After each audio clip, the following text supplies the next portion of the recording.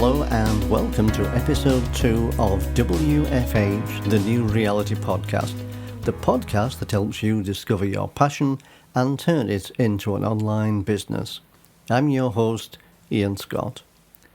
If this is your first time listening to this podcast, make sure you subscribe so you'll never miss an episode. And if you like it, and I hope you'll like it, please leave it a rating and a review. So let's get into the content of this episode. This is part 1 of a 7-part series called Discovering Your Passion. Who can benefit from listening to this 7-part series? Anyone who is considering starting their own work-from-home business. First, here's a quick overview of the topics we'll be covering in each part of this 7-part series. Part 1, questions to ask yourself. Part 2, who is your ideal market? Part 3, what are their needs and fears? Part 4, how to build a tribe or following.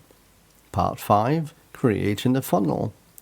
Part 6, monetize your audience. And finally, Part 7, scale your profits. So let's get into Part 1, questions to ask yourself. When trying to discover your passion, here are some of the questions you need to be asking yourself. Question number 1. What are some of my hobbies? Question number 2. What are my unique skills? Question number 3. When people ask me for help, what do they usually turn to me for?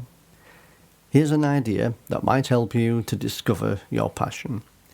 Imagine for a moment that you're at a party. You don't know anyone there. But if someone were to engage you in conversation, what could you talk about with them for hours? Think about the answer to that question. What could you talk about with them for hours? Write down the answers you come up with. The point of this exercise is to discover which of your passions you're most excited and motivated about, and that you could keep doing even if things got tough. Now, think about this important point in connection with the exercise above. You don't need to be an expert on a topic to provide value. Let me repeat that. You don't have to be an expert on a topic to provide value.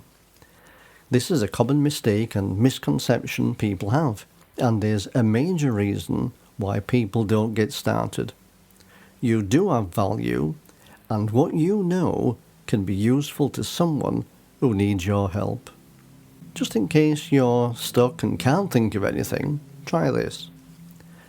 What life experience do you have that you could help others either attain or overcome?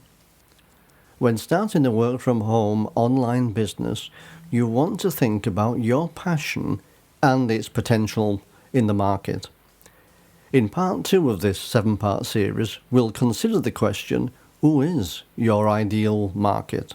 If you have any questions or a topic idea that you think this podcast should cover, then please leave a voice message.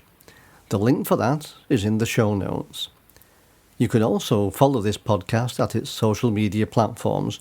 You'll find the links for those in the show notes. Thank you for listening to this episode, and we look forward to you joining us in part 2 of this 7-part series.